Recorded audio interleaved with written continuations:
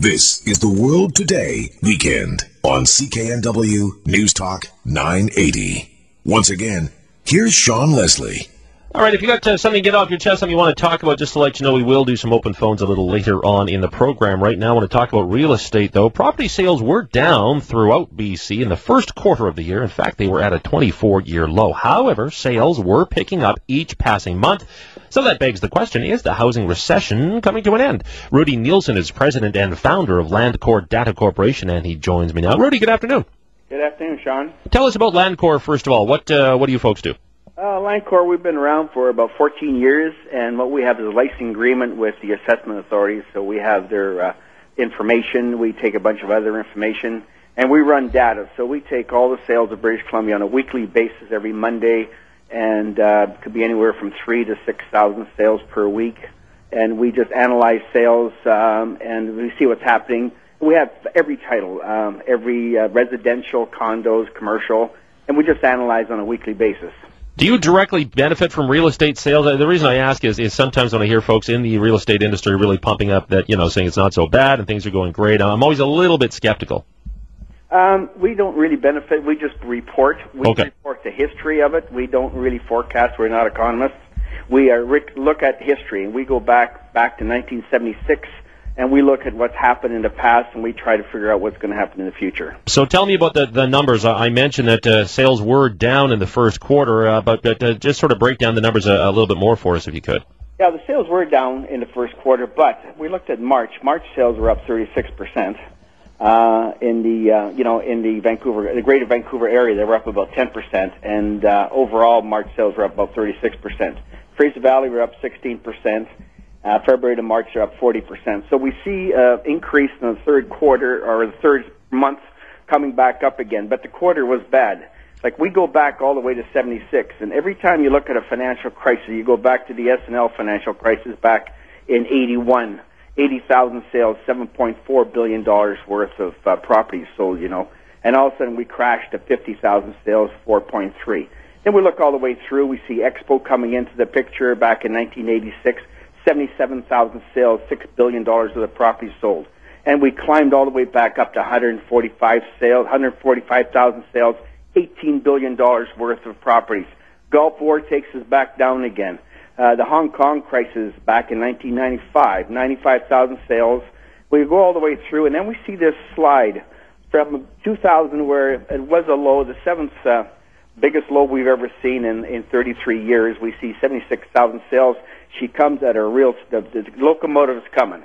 We go up to 91,115, and we peak out 164,000 sales in 2005, which was $47 billion worth of property sold in British Columbia.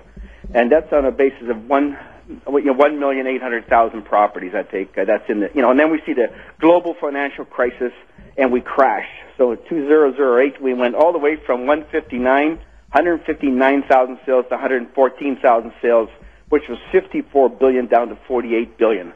So we look at the past and we try to figure out when she's going to come sliding back out again. It always comes up. When it goes down, it always comes back up. Well, we've got some real incentives right now. We've got good low interest rates. Prices have dropped, and that's kind of fueling the market again. The sun's back out again. Everybody's motivated.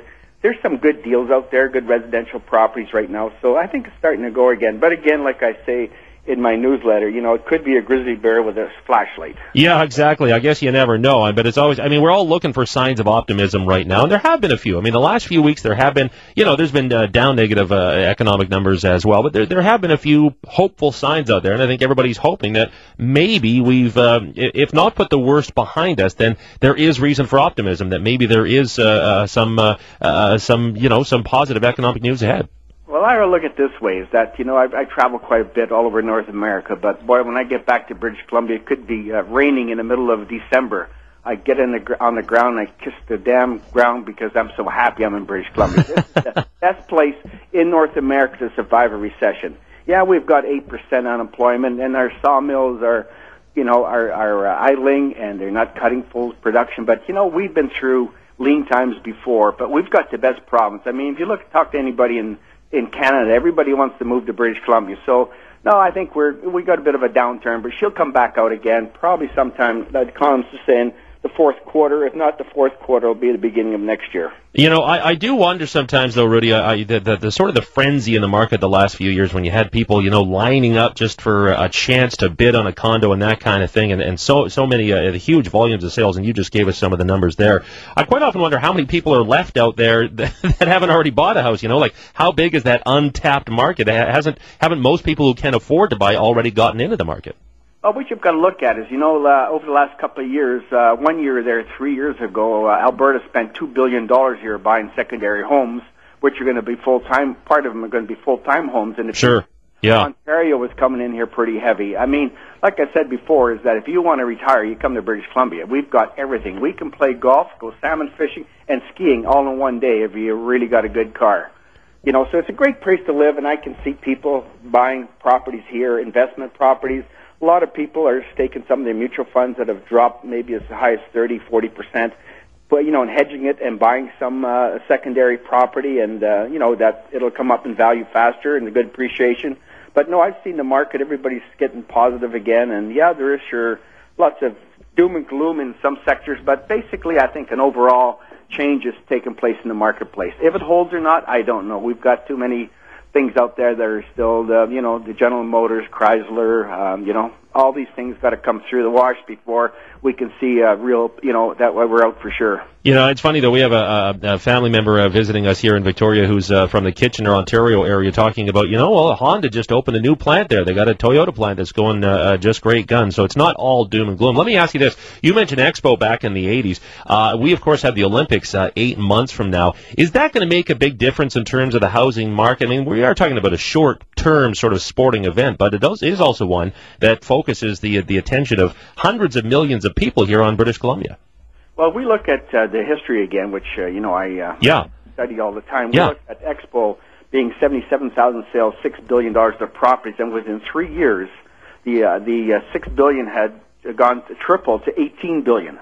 So, I mean, it's doubled in the number of sales, but the Expo took us, you know, from $6 billion up to 18 in a 3-year period. So, I don't know if the Winter Olympics is going to do this or not, but I tell you one thing, it's going to have a big influence on the BC marketplace. I think people will come back, reinvest. I know a lot of the Americans are coming in here again, buying some properties, you know, and the lower Canadian dollars kind of give them the incentive again.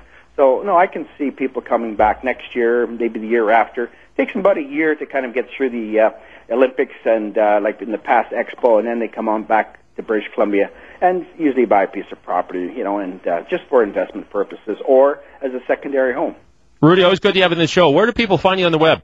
Just Landcor.com. And is Landcor without a P on the end? Landcor. Roger, that's right. Excellent. Rudy Nielsen, thanks so much for your time. Good talking to you, Sean. Rudy Nielsen, President, Founder, Landcor Data Corporation. We are